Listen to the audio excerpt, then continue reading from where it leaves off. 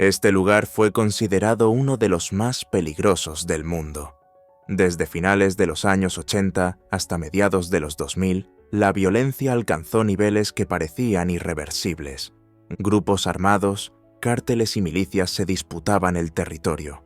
La tasa de homicidios era tan alta que el nombre de este lugar figuraba entre los peores rankings del planeta. Pero en los últimos años ocurrió lo impensable. La criminalidad se redujo en más de un 80%.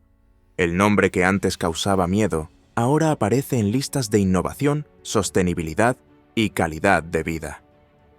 Ya ha ganado el título de Lugar del Año por el Wall Street Journal y ha atraído la atención de todo el mundo.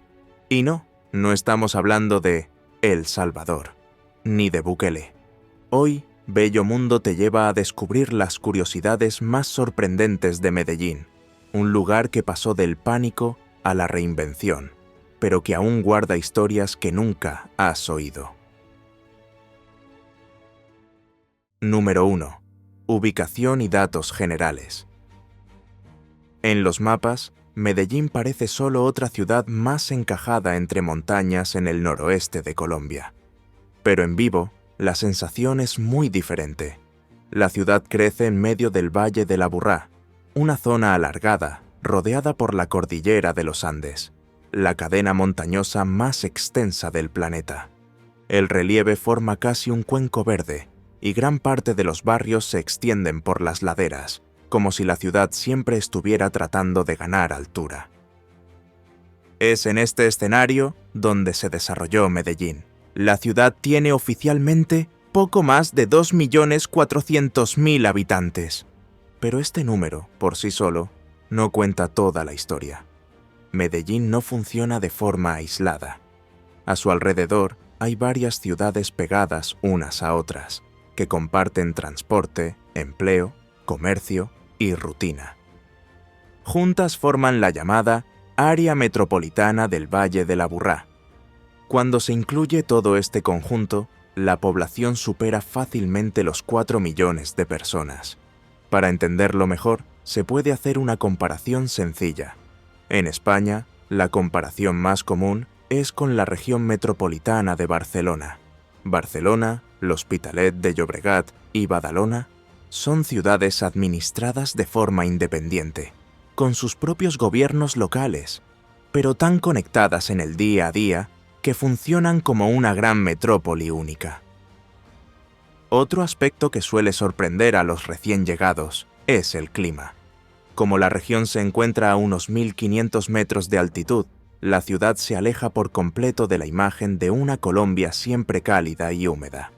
Incluso en los días soleados, la temperatura suele rondar los 22 grados, con pocas variaciones a lo largo del año. Ni calor excesivo, ni frío intenso. Por eso se le conoce desde hace generaciones como la ciudad de la eterna primavera. Pero Medellín no solo tiene un clima agradable y un paisaje bonito. Una de las características más destacadas de la ciudad es el contraste. Por un lado, rascacielos modernos, universidades con tecnología punta y centros de innovación. Por otro, comunidades enteras construidas en laderas empinadas, con casas de colores apiladas cuesta arriba, teleféricos cruzando el cielo y turistas observándolo todo desde arriba. Hoy en día, este escenario transmite una sensación de ciudad organizada y acogedora. Pero esta imagen es reciente. Durante mucho tiempo, este lugar fue conocido por razones muy diferentes a las que vamos a hablar ahora. Número 2. Historia. Hasta hace poco, Medellín era conocida como uno de los lugares más peligrosos del mundo. Pero, al contrario de lo que se ha convertido, no nació así. Todo lo contrario. Fundada el 2 de marzo de 1616, la ciudad comenzó como un asentamiento agrícola. Pasó por varios nombres antes de adoptar el actual, entre ellos Aburrá de los Llames, San Lorenzo de Aburrá y la Candelaria de Medellín. El nombre definitivo proviene de una ciudad española llamada Metelinum, en la región de Extremadura. Durante mucho tiempo, el municipio fue solo un centro regional. La economía giraba en torno a las granjas, el comercio local y, más tarde, la industria textil. El salto se produjo en el siglo XX, cuando se convirtió en el polo económico del departamento de Antioquia. Fue entonces cuando las fábricas, las universidades, los bancos y una élite empresarial transformaron el lugar en uno de los motores de la Colombia moderna. Pero la geografía que contribuyó al crecimiento también atrajo otro tipo de atención.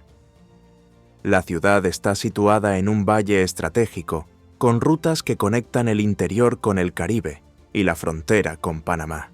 Cuando el tráfico se disparó en las décadas de 1970 y 80, esa estructura ya estaba lista. Las carreteras, la abundante mano de obra urbana, la creciente desigualdad social y barrios enteros prácticamente ausentes de la presencia del Estado, formaron un terreno fértil para la expansión de las organizaciones criminales. Estos grupos no surgieron de forma aislada. Se mezclaron con la vida cotidiana urbana, utilizaron bancos, empresas ficticias, barrios populares e incluso obras públicas como parte de un sistema que creció demasiado rápido para ser contenido desde el principio.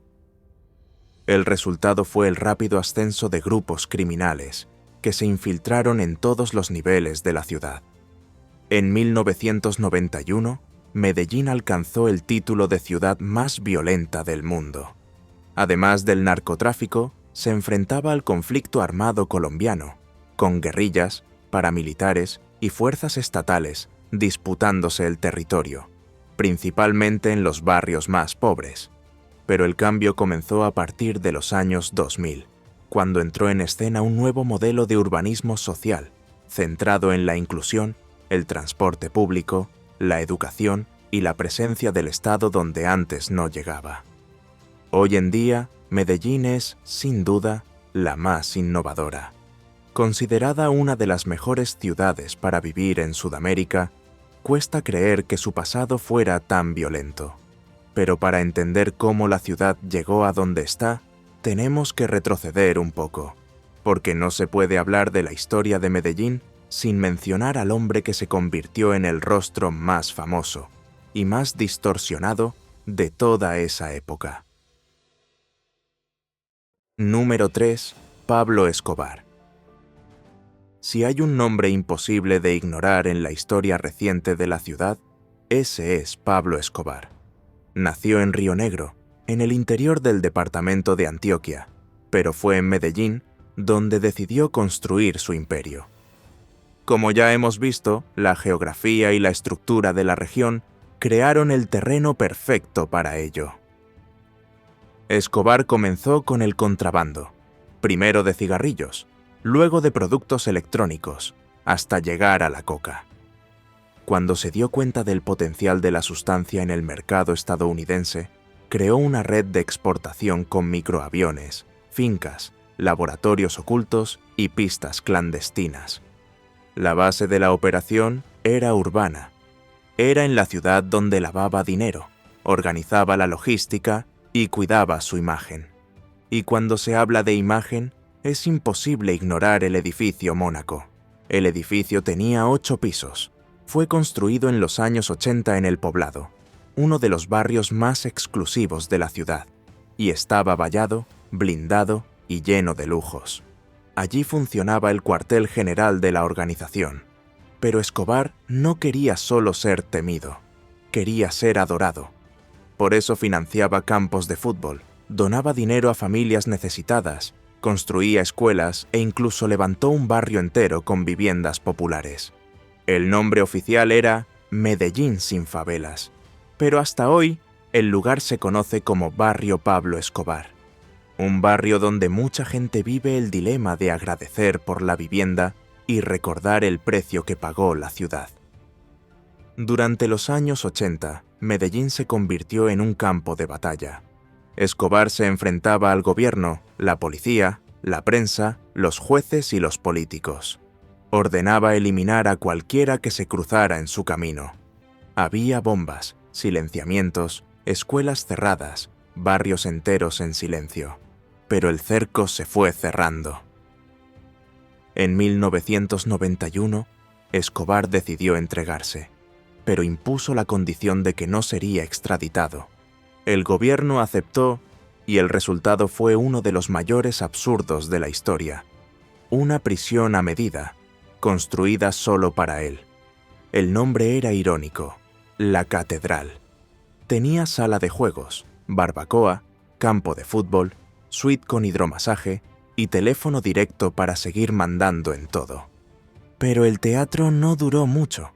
Cuando el gobierno se dio cuenta de que seguía operando desde dentro de la prisión, intentó trasladarlo. ¿Y qué hizo él? Obviamente, se fugó. Comenzó la mayor persecución de la historia de Colombia. El 2 de diciembre de 1993 fue encontrado en un barrio residencial. Intentó escapar por los tejados, pero fue rodeado y murió allí mismo, en el tercer piso de una casa común, con vistas a la ciudad que controló durante años. Hoy en día, el lugar se ha convertido en un punto de peregrinación morbosa para los turistas. Pero Medellín se cansó de esa imagen. En 2019, la ciudad derribó el edificio Mónaco, que durante décadas simbolizó su poder. En su lugar, nació el Parque Memorial Inflexión, creado para recordar a las víctimas de los atentados y decir, en voz alta, que Medellín ya no quiere ser conocida como el patio trasero de un criminal. Pero no fue solo eso. Número 4. El cambio. Tras la caída de Escobar, la ciudad se quedó con un problema enorme.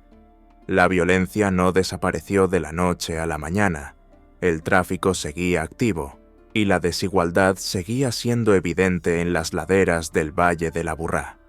La diferencia es que, después de décadas, se podía discutir el futuro sin que nadie armado mandara más que el Estado. En este contexto, el poder público eligió un camino poco común. En lugar de concentrar la inversión en el centro o en las zonas ricas, el ayuntamiento comenzó por las colinas, precisamente donde el cártel reclutaba y ejercía su poder. La idea surgió de una simple percepción. El problema no era solo la seguridad, era el tiempo. Vivir en las colinas significaba perder horas para llegar al trabajo, a la escuela o a un servicio básico. Acortar ese trayecto se convirtió en una prioridad y cambió la lógica de la ciudad. La transformación cobró fuerza en la década de 2000 con un modelo de urbanismo orientado a la inclusión. Así surgieron las bibliotecas parque, centros culturales construidos en barrios vulnerables, pensados para funcionar como puntos de encuentro, estudio y pertenencia. Lugares que ayudaron a reorganizar la vida cotidiana de comunidades enteras.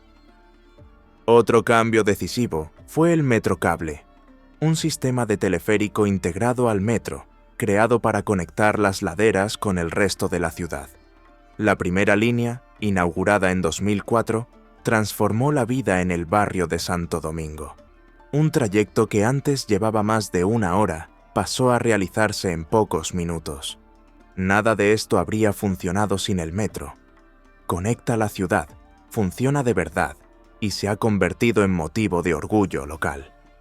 Por supuesto, este cambio no lo resolvió todo, pero cambió la lógica. El cerro dejó de ser un lugar aislado y pasó a formar parte de la ciudad viva. Y eso fue lo que abrió el espacio para que Medellín comenzara a ser vista de otra manera. Y es precisamente ese otro lado el que vamos a conocer ahora. Número 5. Lugares, curiosidades y leyendas. Además del teleférico, una buena forma de comenzar este viaje es por el centro, donde se encuentra una de las calles más peculiares del mundo. ¿Sabías que Medellín tiene una de las avenidas más cortas del mundo? Se encuentra en el centro de la ciudad, cerca del Parque de las Luces, en una zona histórica por la que mucha gente pasa todos los días sin darse cuenta. Esta avenida conecta dos calles llamadas 44A y 44B. El tramo es tan corto que se puede cruzar en pocos pasos. En medio hay dos edificios históricos conocidos como Carre y Vázquez, construidos a finales del siglo XIX. Otro punto inusual se encuentra en Sabaneta, en el área metropolitana de Medellín. Allí se construyó una réplica de la Torre Eiffel, de aproximadamente 50 metros de altura. La estructura forma parte de un condominio llamado París, cuyos edificios siguen un estilo arquitectónico inspirado en los barrios franceses. La torre se ha convertido en un punto turístico local, utilizado a menudo como escenario para fotos de parejas y eventos. Además de París, hay otros barrios inspirados en lugares como Norteamérica, que incluyen letreros al estilo de Hollywood. Más al norte, en el municipio vecino de Bello, se instaló un letrero con la palabra Norteamérica, situado en una colina y que puede verse a distancia por quienes pasan por la región. Medellín también tiene un castillo de verdad, con torres, vidrieras y jardines geométricos. El Museo El Castillo fue construido en la década de los años 30, inspirado en los castillos del Valle del Loira, en Francia. El último propietario fue Diego Echavarría Misas, empresario del sector textil, que fue secuestrado y asesinado en 1971. Tras la tragedia, su esposa convirtió el castillo en museo. Desde entonces, comenzaron los rumores. La leyenda más conocida dice que el cuerpo de la hija de la pareja, fallecida cuando aún era una niña, fue embalsamado y conservado en una de las salas del castillo. El museo nunca lo ha confirmado, pero la historia se difundió y hoy forma parte del imaginario popular. Y, por último, una historia que mezcla religión, guerra y frustración.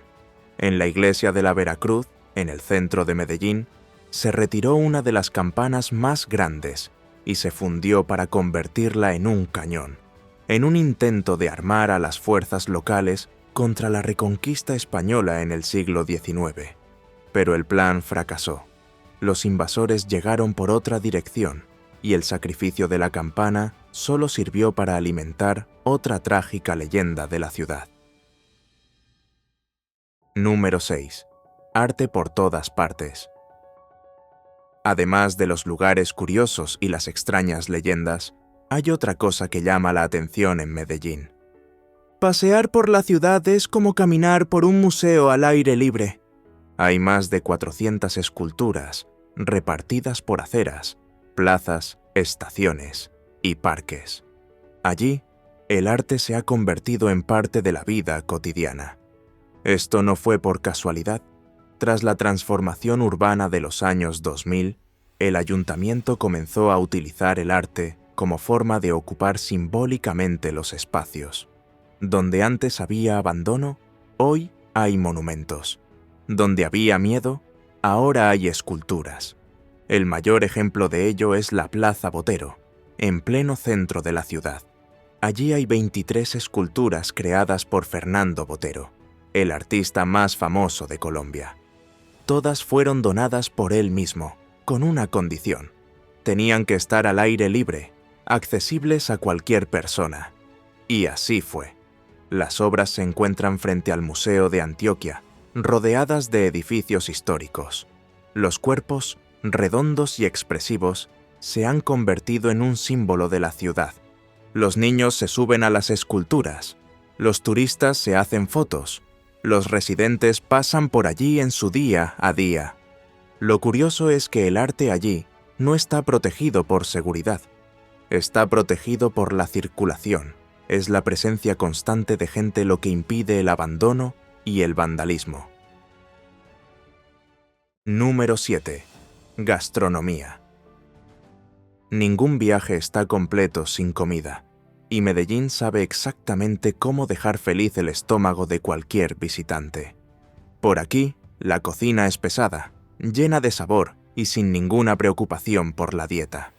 El plato más famoso de la ciudad es la llamada bandeja paisa, una comida completa que aporta casi todo lo que el cuerpo necesita.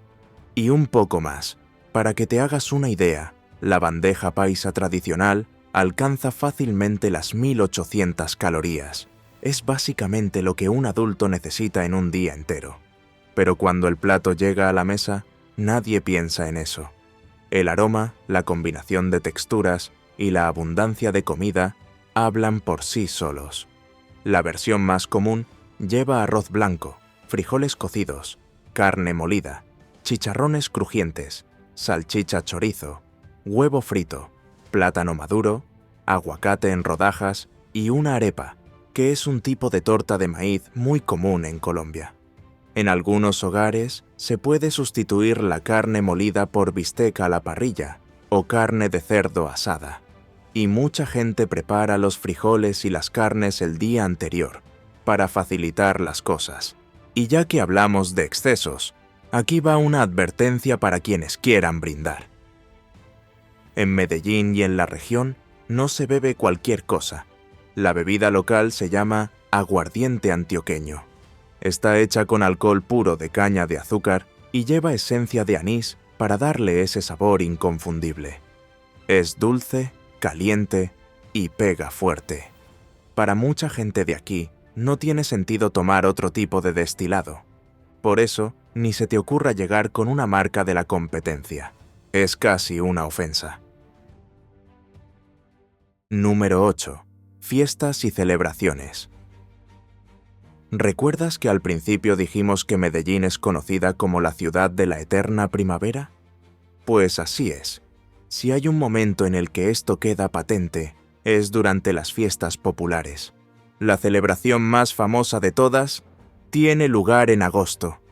Y no es una fiesta cualquiera, es el Festival de las Flores, el evento que mueve a toda la ciudad y se convierte en símbolo de la identidad local. Durante el festival, Medellín parece cambiar de dimensión.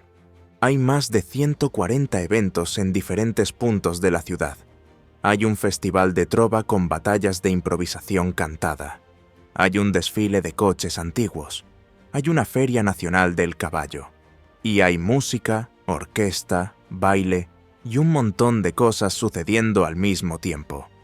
Pero el símbolo máximo del festival es el desfile de silleteros.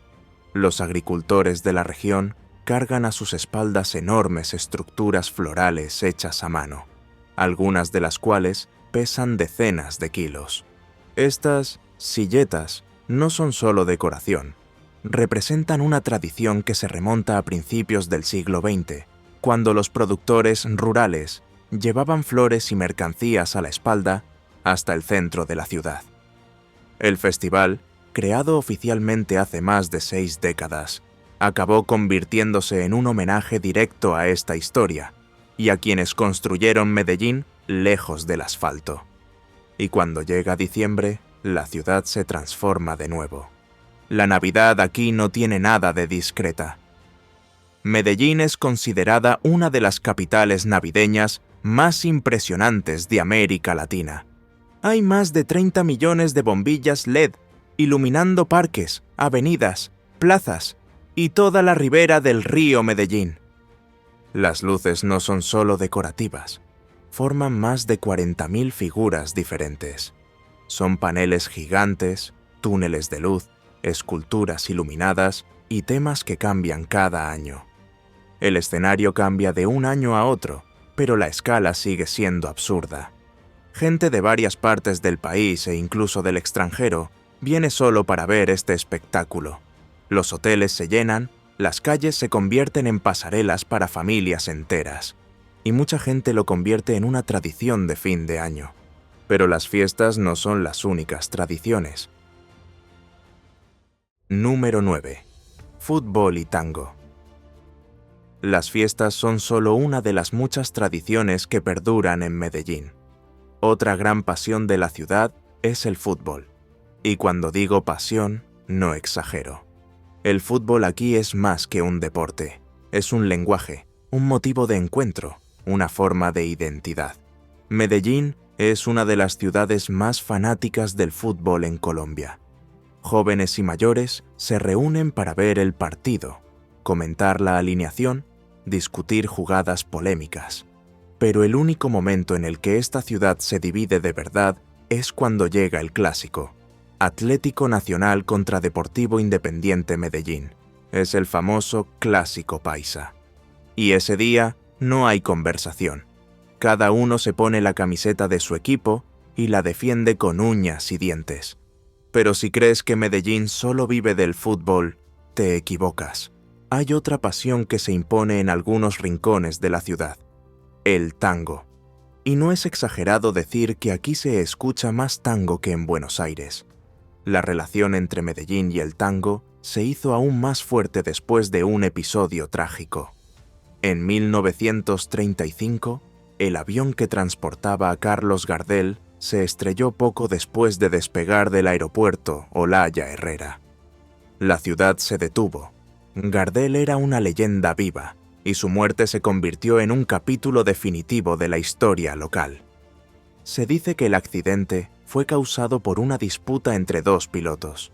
El día anterior, un aviador alemán habría sobrevolado el avión de un colombiano, a modo de provocación. Al día siguiente, el piloto colombiano intentó vengarse.